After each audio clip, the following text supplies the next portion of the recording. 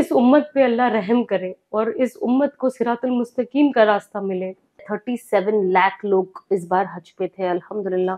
हम ऑलमोस्ट 2 से ढाई घंटा हम रोड पे बैठे थे। तो अब हम दोनों गुम गए। मेरे साथ मेरे छोटे तारिक जमील साहब थे एंड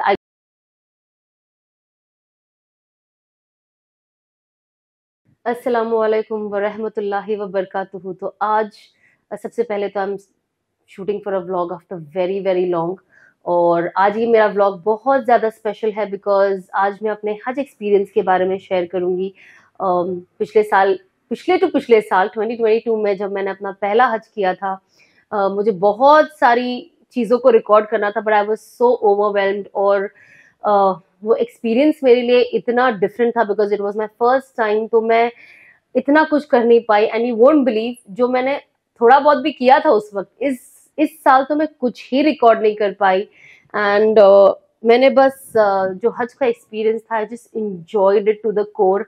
एंड तो मैंने सोचा कि मैं एक व्लॉग बना देती हूँ, जस्ट कॉन्वर्जेशन टाइप, जहाँ पे मैं, क्योंकि बहुत लोगों ने बहुत कुछ सवाल करे थे and I wanted to discuss that. तो मैंने सोचा व्लॉग से अच्छा क्या ही होगा। सो हम थोड़ा ब्रीफ में ही डिस्कशन करेंगे इंशाल्लाह। एंड फर्स्टली तो आई एम वेरी हैप्पी, अल्हम्दुलिल्लाह अल्हम्दुलिल्लाह।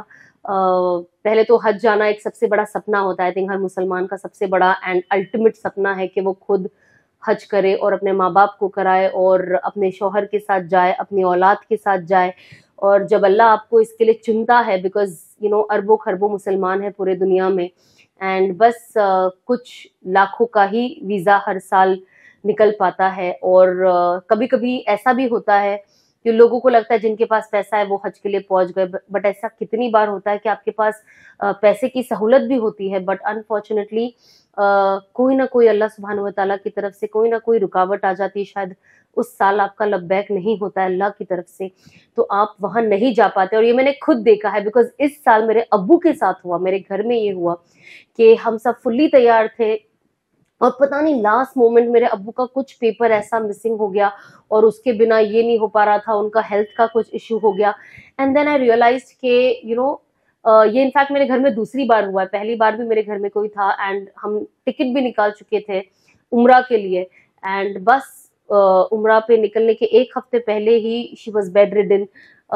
तो ये चीज़ मैंने अपनी आंखों से देखी, और जब से मैं ये यकीन मानती हूँ और इस पे यकीन रखती हूँ कि हज और उम्रा अल्लाह के घर वही जाता है जिसे अल्लाह सुब्हानहू व तआला बुलाते हैं। तो सबसे पहले तो यू फील वेरी लकी जितने भी लोग गए हैं, एंड हमें अल्लाह से दुआ भी करते रहना चाहिए कि अल्लाह हमें बुलाए भी। असबाब के अलावा अल्लाह सुब्हानहू व तआला दुआ को भी पसंद करते हैं कि हम एक तलब रखें वहां जाने की। और so this year it was, as we all know, it was the hottest year. सबसे ज्यादा गर्मी वाला सीजन, सबसे ज्यादा गर्मी वाला हज था ये। एंड जो पहला दिन था जमरात का, that was almost 54 to 56 degrees.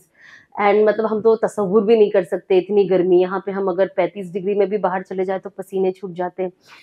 तो बस इस बार का हज तो बहुत ज्यादा डिफरेंट था क्योंकि मेरे साथ मेरे छोटे तारिक जमील साहब थे and I got to know he is the youngest हाजी फ्रॉम इंडिया।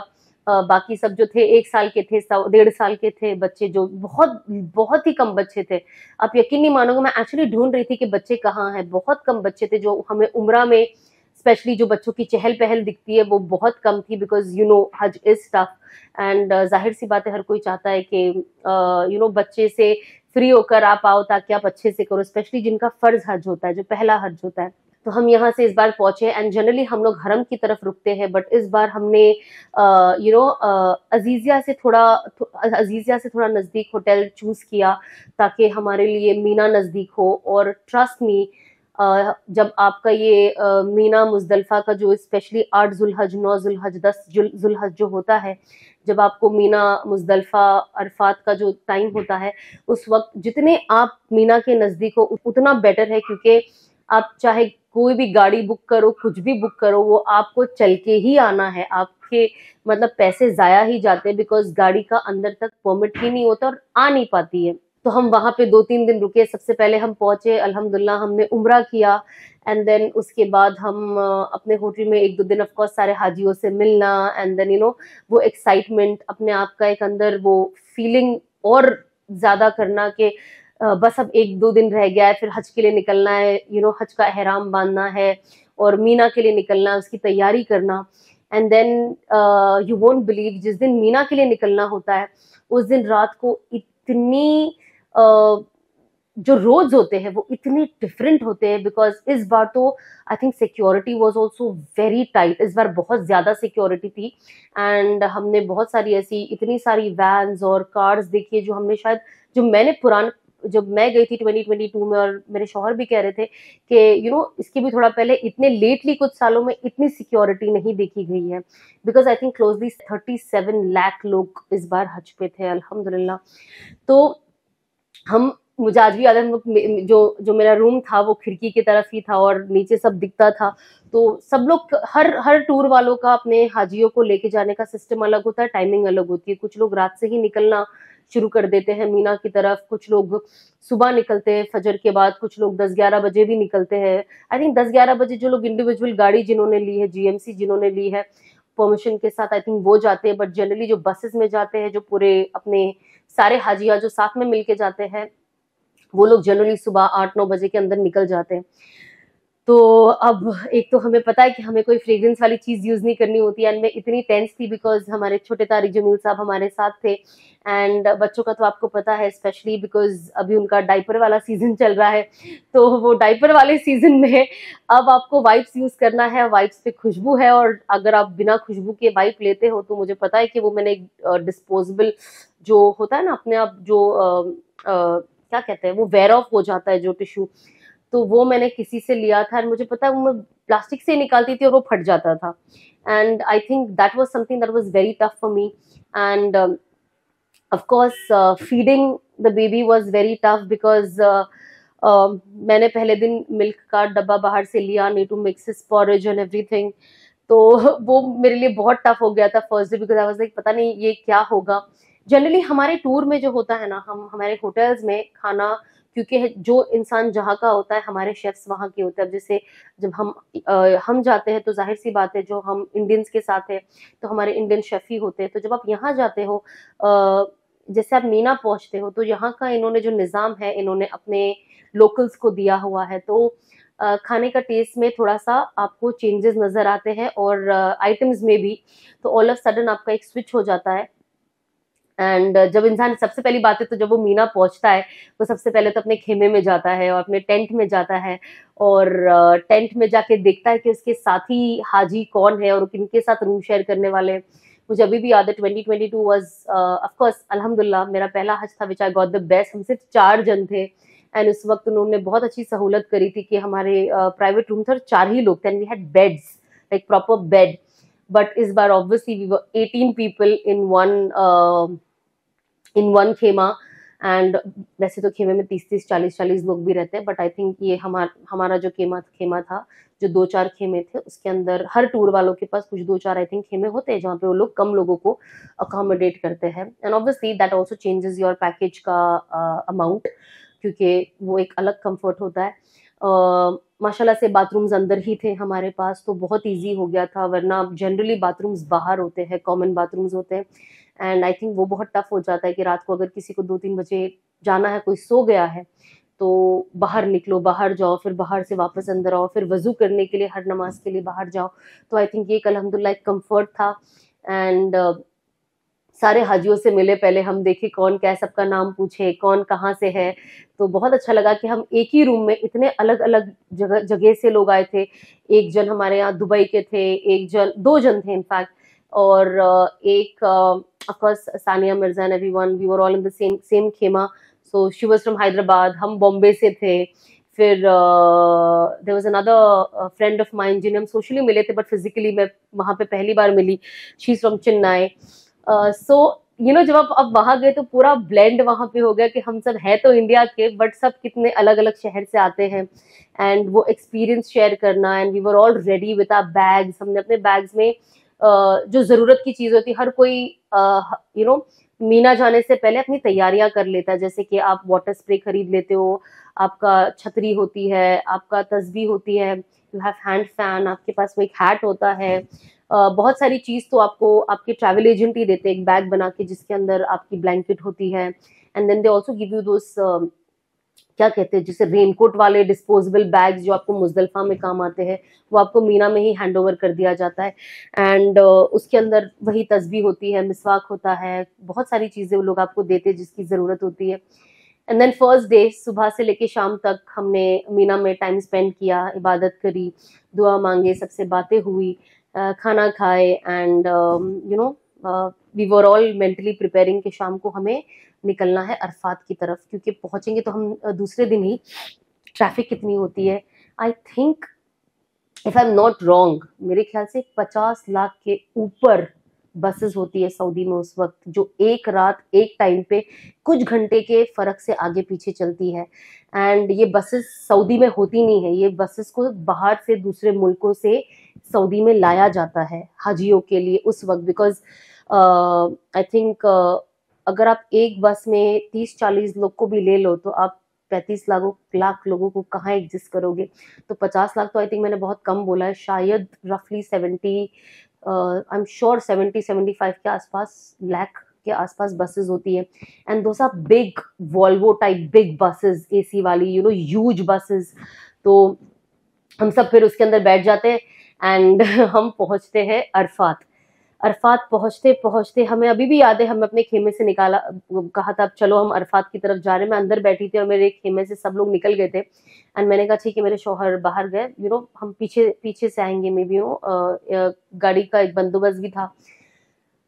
और मैं अंदर ही बैठी थी। फिर जितने भी लोग बाहर गए थे वो फिर 1.5 घंटे के बाद वापस अंदर आ गए, क्योंकि उस वक्त जो बसेस होती है, ऐसा नहीं है कि आपका टूर के बस, आपका जो टूर होता है उसका नाम बस पे लिखा होता है, लेकिन ऐसा नहीं है कि जैसे बसेस लाइन लगा ली है कि बसेस खुल गई आप भाग के चढ़ना शुरू कर दे, नहीं। जैसे बसेस आती है, वहां के जो ऑफिसर्स होते हैं वो पहले उस बस को परमिशन देंगे, फिर जाके उसका डोर खुलता है और वो ट्रैवल वाले जो हाजी है वो बस के अंदर जाते हैं।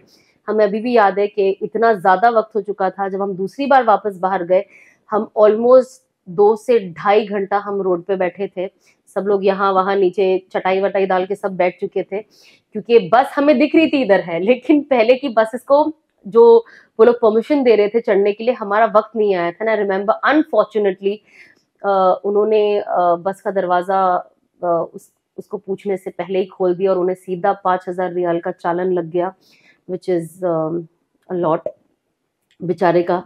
तो बस अब हम सब बैठ गए सब अंदर। अब उसके बाद हमें पहुंचते पहुंचते वी रीच्ड ऑलमोस्ट फजर के बाद, एंड ऑलमोस्ट आई थिंक 3 से 4 घंटा लग गया था, जबकि वो सिर्फ असल में बिना हज के जब आप जाओगे तो मुश्किल से 5 से 10-15 मिनट दूर है मीना से अरफात, बट हमें लग गया था 4 से 5 घंटा। फजर में पहुंचे एंड हमें बहुत फटाफट, you know, quickly we wanted to, हम सबने वजू किया ताकि हमारी फजर कज़ा ना हो। एंड इट वाज ऑलमोस्ट कज़ा हो ही रही थी, कुछ लोगों की तो हो भी गई, बिकॉज बाथरूम भी खाली मिलना वजू करने के लिए, यू नो, काफी बड़ा था, बट स्टिल।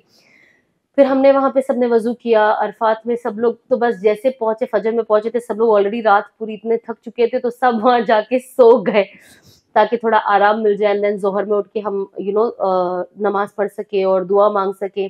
और ये जो अरफात का जो दिन होता है, it is very very very very important, because यही वो दिन है जिस दिन रसूलुल्लाह सल्लल्लाहु अलैहि वसल्लम जबले रहमत पर जाकर उम्मत के लिए कड़कती धूप में